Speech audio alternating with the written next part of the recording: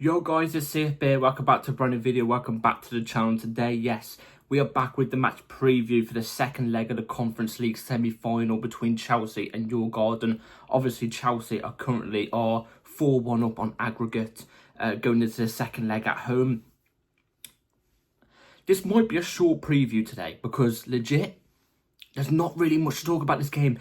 You're probably thinking, what the hell is this time you're uploading at? I know. Until about 10 minutes ago, I completely forgot about the video. I'm not even joking, that's how much care I have for this game. Because of the fact we should be progressing to the final. It's pretty much already written. You know what I'm saying? So, anyway, we have got a match preview for you. We have got stuff to talk about. So before we do get into it, please like, subscribe, hit the bell notifications to notify every time I upload a video. Also, first link in the description is my streaming channel, my second channel. Go and check those out. Be very much appreciated. Without further ado, let's jump straight into it with Chelsea Djurgarden match preview at Stamford Bridge, semi-final of the Conference League, second leg. Obviously, we're 4-1 up. Like I just basically said in the literally the first 10-20 seconds of this video, we should be progressing to this final no matter what. We should be progressing to this final no matter what. We should be winning this competition no matter what. That's the reality of the situation. We got the job done at Djurgarden's ground in the first leg, which kind of surprised me overall because I actually thought it would be a lot more tougher because of the fact of, you know, they've got a lot of passionate fans, and the main factor being it's not an actual pitch. Their pitch wasn't actual pitch. It was a 3D AstroTurf pitch. If you know what AstroTurf is, you know what I'm on about. Obviously, in the Premier League, we play on top quality grass. You know what I'm saying? Top quality grass. And I thought maybe that could play a part. You know, Djurgarden are used to that. I still thought we have enough quality to withdraw that, and it should be able to still win. But I didn't expect it to be that easy. In terms of the performance wasn't amazing. Don't get me wrong. Go back on my video. I already said it wasn't an amazing performance, but we got the job done. The scoreline made it look like it was an easy performance, and you know, it did get easier as time went on. I think as the floodgates were starting to open, I think when time was going back on, I thought we were getting into the game, running the game a lot more better than what we did earlier on, you know what I'm trying to say. And that could maybe be because of the team we put out, maybe. I'm not too sure, but I do apologise about that, guy. My phone just fell. Anyway, I'm not going into this game thinking it's going to be easy. You shouldn't go into any game, no matter what team it is, thinking it's going to be easy. Because, you look at the last Conference League game we played when we thought we had the game killed off, on which we did have the game killed off. It was a League of Warsaw in the last round that we played. They came to the bridge and beat us. Albeit we qualified, but they still beat us. We don't want that happening tomorrow. We don't want Djurgarden to beat us 1-0, but we still qualified 4-2 in aggregate. No, I want to win. I want a straight win. You never take a team lightly, but I do think this game we should be not taking the game lightly. We should be easing through this fixture quite lightly.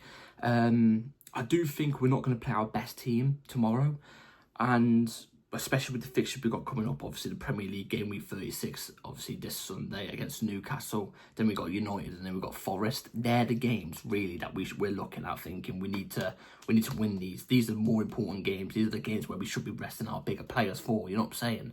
So I'm not expecting a full-blown strength side tomorrow. I'm not expecting Casiedo to play.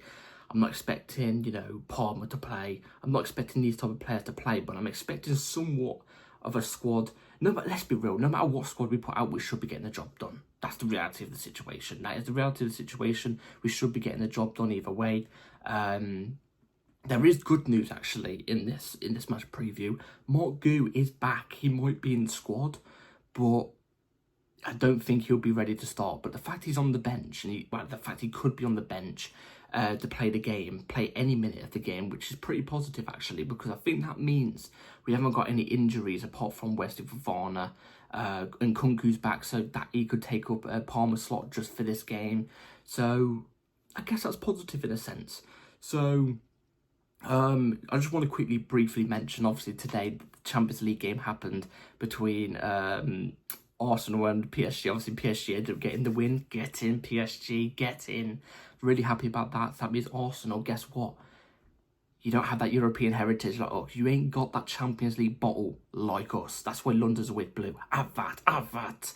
I was never worried about it personally, but I know some people were. Me personally was never worried about it. Anyway, yeah, that's about it.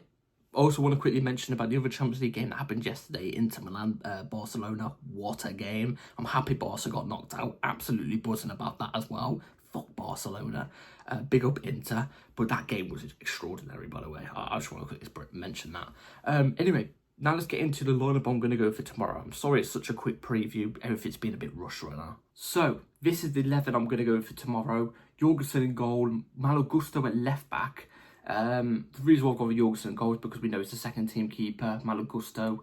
I would like him at left back tomorrow because I want us to rest Cucurella. I think he's one of our main players, one of our better players this season. I want to rest him for the bigger games. Malo Gusto playing at left back, he can do that role. Have him inverted into midfield, obviously. At Chempong at right back, inverting as a right centre back, obviously. That's. I think he deserves a run. I think there's two players here.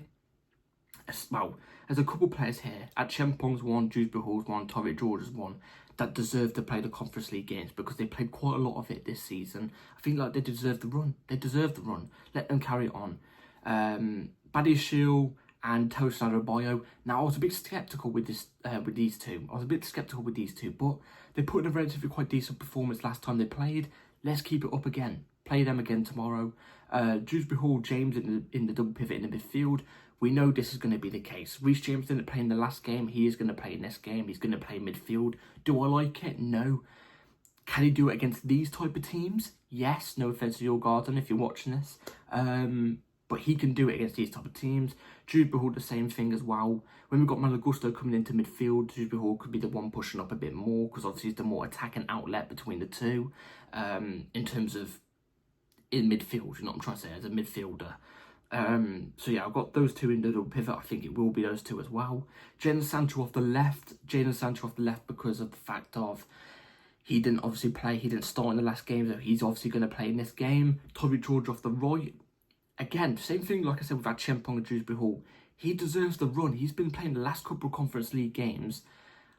He deserves to keep it going. And he's been on top form, to be fair. So let's keep it going. Torrey George off the right, 100%. Looks like my phone's about to slip again. If it does, I do apologise. And Nkunku in the 10. I know a lot of people have their reservations about Nkunku right now. I 100% agree, and I get it.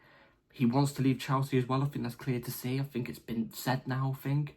But I don't want to play Palmer in this game because the simple fact of I want to keep Palmer for the big games. Imagine he gets injured in this game, in a game which he doesn't really need to play. We're 4-1 up on aggregate. This team should get the job done either way. We shouldn't play our big players at all. So, I'm giving Nkunku the role. Who knows? Who knows what will happen? I expect him to score in these type of games, but I said that in the previous couple of videos. He's done nothing. Jackson is the ST. Again, if Mark Gu is 100%, play him for 45 minutes. If not, play Jackson for 45. Then give Mark Gu the next 45. That's what I would do. But he's obviously only just come back from injury, so there's no point just throwing him straight into it. It's a bit harsh. So I think Jackson could do half. Mark Gu could do half, maybe. So anyway, that team should be enough to get the job done. Shouldn't even be close, in my opinion, even though it's a heavily unbalanced team. Heavily unbalanced. Look, this is a game that let's just get it out of the way with and get to the final. That's all it is. And resting the big players for the weekend games, for the rest of the Premier League. So that's the lineup I'm going to go for tomorrow. Let me know in the comments down below what you would go with. So, score predictions tomorrow. Chelsea versus Djurgarden.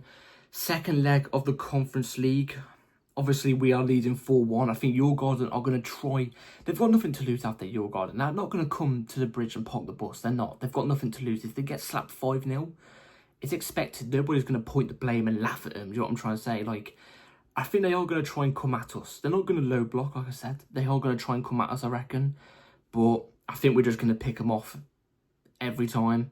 I'm expecting us to play the same football we did against Liverpool because I'm expecting us to have still all the ball, despite them, in my opinion, Djurgarden not going to play defensive. If that makes sense, I still think we're going to have the most of the ball because it's the quality of the team that we're against, you know what I'm saying? I think it's going to be Chelsea 2, Djurgarden 0.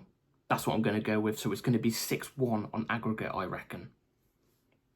That's what I expect. Do I expect more than 2 goals? Yes. But I'm expecting a clean sheet. I think it's going to be a clean sheet and 2 goals. That's what I reckon. I think we're going to be in 3rd or 4th gear this whole game. That's what I reckon. So anyway, let me know in the comments down below what your score prediction is. I am definitely looking forward to this game tomorrow. Yeah, I am actually looking forward to this game tomorrow. I have got a match reaction coming out tomorrow. My match reaction after the game, an hour after the game, will be up. An hour after the game, so be ready with the bell notification on. I've also got my first job shift starting tomorrow night. So yeah, at about 12. So the video will be up tomorrow. So anyway, be here for the match reaction. Like and subscribe, everybody. Take care, and I'll see you after tomorrow's video. Well, tomorrow I'll see you for tomorrow's video. Take care. Let's get the win. Let's progress to the final, Chelsea. Take care. Peace.